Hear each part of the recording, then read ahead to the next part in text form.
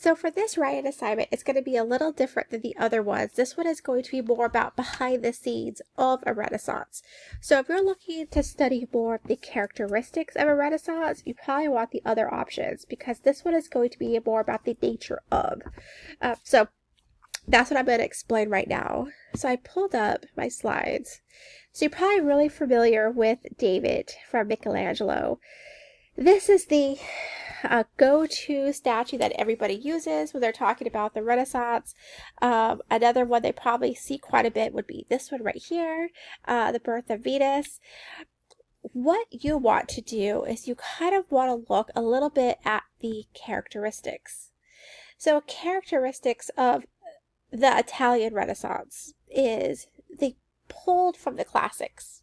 They were rejecting their environment at the time. They were embracing themselves and not authority. They were looking to see what it was like for their own selves as a person, opposed to what the end state was going to be. They really relied hard on themselves to find strength from within, and they tried hard to educate themselves. Now, when you put all those bullets there, why are they important? Because for the Italians at the time, that was not the environment they were living in. So the characteristics of a Renaissance, whether you're pulling from maybe your own culture, it's going to hit what they call a Renaissance, meaning that they are in a very specific environment. If you sit down and say, okay, what's my environment? And you start bulleting your environment like I did here, now what's the opposite of that? And that's what these cultures are doing, no matter if it's the Italians or the Mexicans or the Asians or the Arabs or the Europeans or the South Americans. Whatever they're doing, there's going to be a person that stops and looks around and is like, wow, am I living in this? Like, what is this?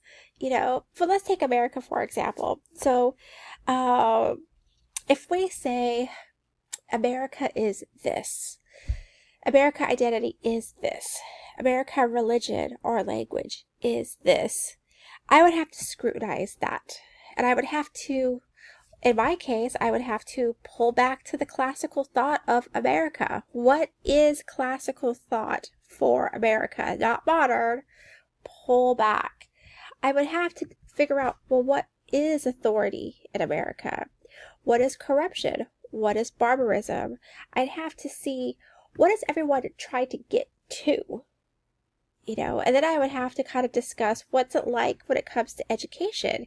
Is education, my phone and my book and people telling me and abstracting, or is it something else? So that's what a Renaissance is trying to do. The nature of a Renaissance is taking what is and peeling it away back to something else and figuring out what that is and being reborn from it. So all of these people that I keep kind of showing you in these, they're looking at their history. For example, the Italians, they looked back to the Greek and the Romans to figure out what were their roots. They looked at the barbarianism and the corruption of their time and thought, you know what, we're going to embrace something else. We're so tired of being told what the goal is. The goal is to do this. And for the Romans, it was conquer, conquer, conquer. They're like, we don't want that. We want to, what's the journey? What is the journey? What's the step? I don't want to just flip to the end of the book and see what the answer is. I want to know what it was like to get to the end, So you start to see that in specifically the Italian Renaissance. But for this one, you're more than welcome to explore other Renaissances. Every single culture has had a Renaissance. So that is what you're doing in this one right here. You are trying to figure out what the nature of a Renaissance is, and then pick a culture, and then you're exploring what is the culture, what surprised you about their growth, who were their Renaissance men and women or persons in their culture, what were they rejecting, what were they pushing for. So a good way to start is just to type in, Renaissance Mexico, Renaissance Korean, Renaissance German, and start moving your way into those areas to try to extract what a humanist or a Renaissance like-minded person would be going through in that specific culture. So let me know if you need help with this one.